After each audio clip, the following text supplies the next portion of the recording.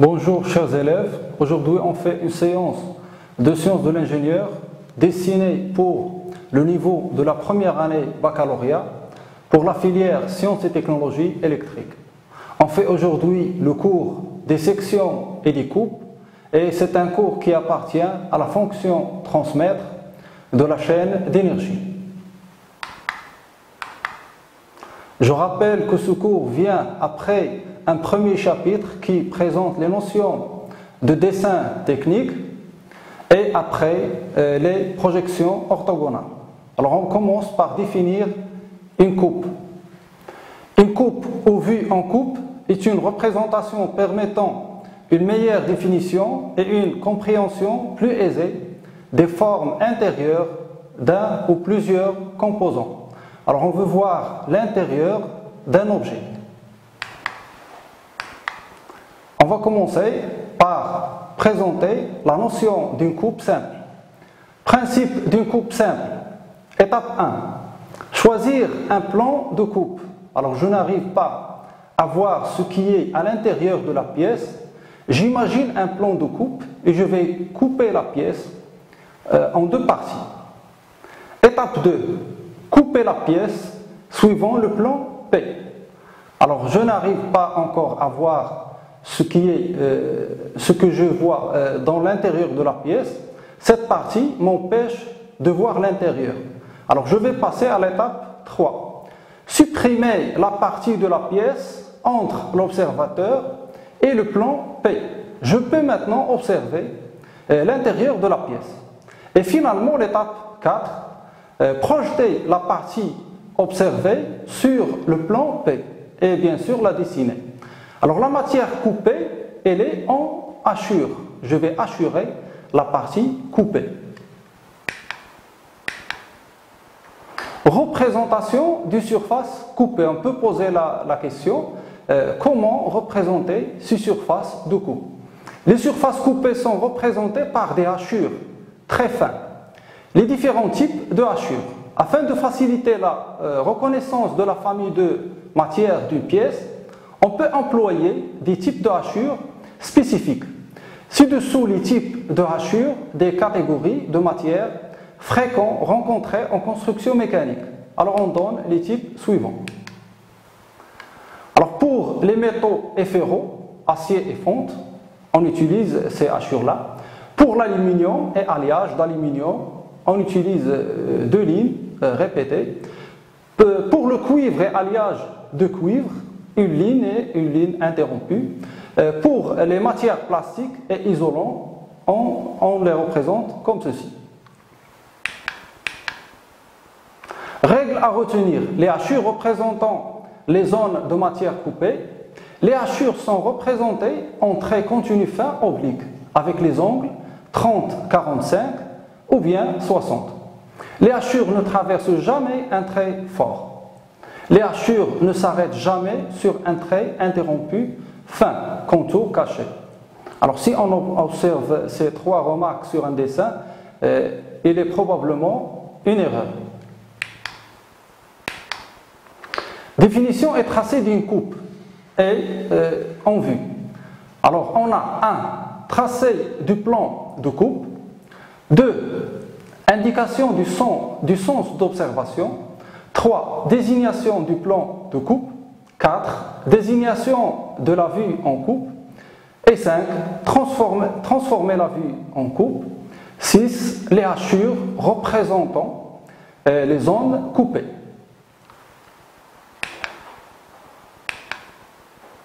Alors on a en construction mécanique des éléments non coupés longitudinalement dans la longueur. D'une manière générale, on ne coupe pas un élément plein dans sa longueur si la coupe ne donne pas une représentation plus détaillée. On ne coupe pas les pièces pleines dans la longueur telle que. Alors quelles sont ces pièces qu'on ne coupe pas dans la longueur?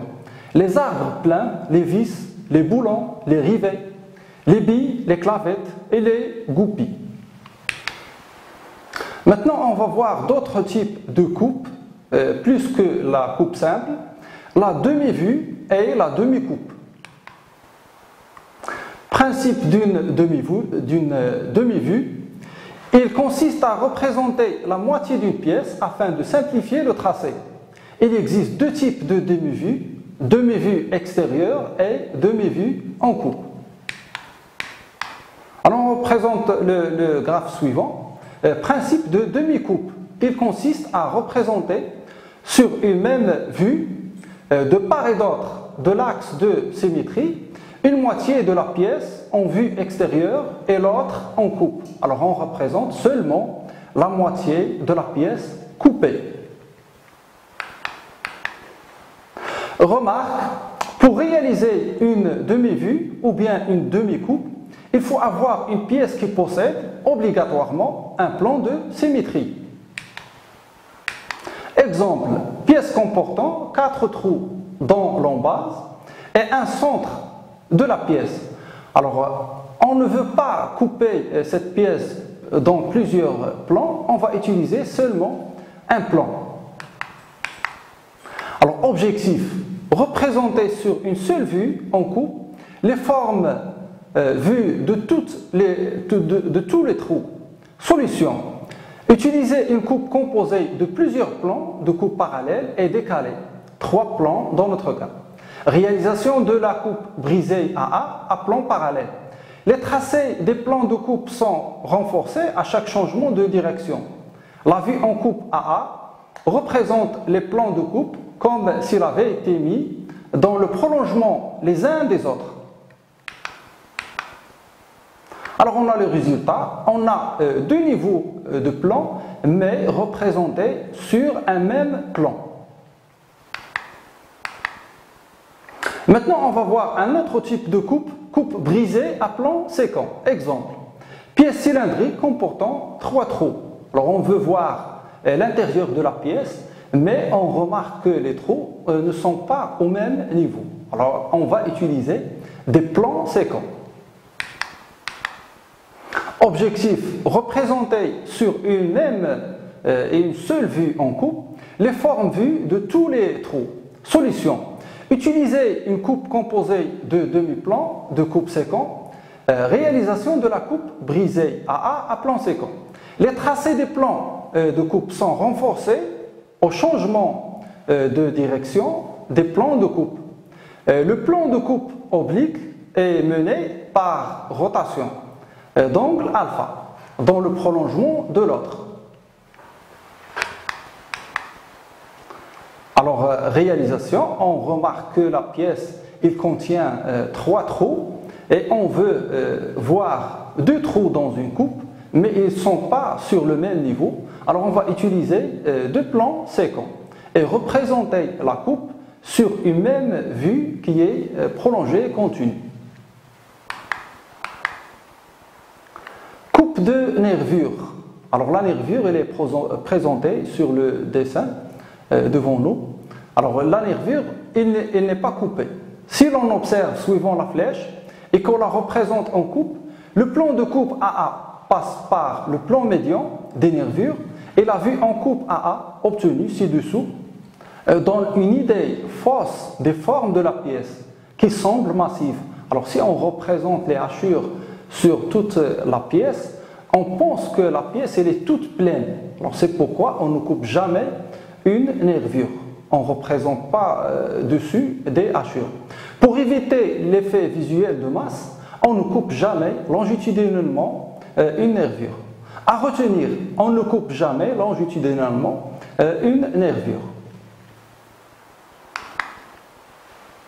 Alors maintenant, on va commencer une deuxième partie de notre cours. Et les sections, ils sont semblables aux coupes, mais avec quelques différences.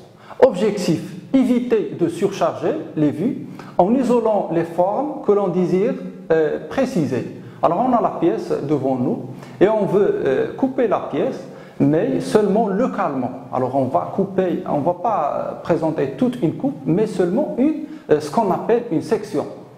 À retenir, une section peut être considérée comme une tranche de pièce très fine. Elle ne conserve par rapport à la coupe que la surface fonctionnelle. Ça veut dire seulement le plan passant par la coupe. On ne représente pas ce qui est derrière ou bien avant.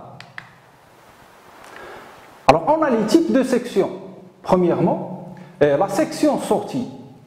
Une section sortie est dessinée en trait fort pour tous les contours et en trait fin pour les hachures.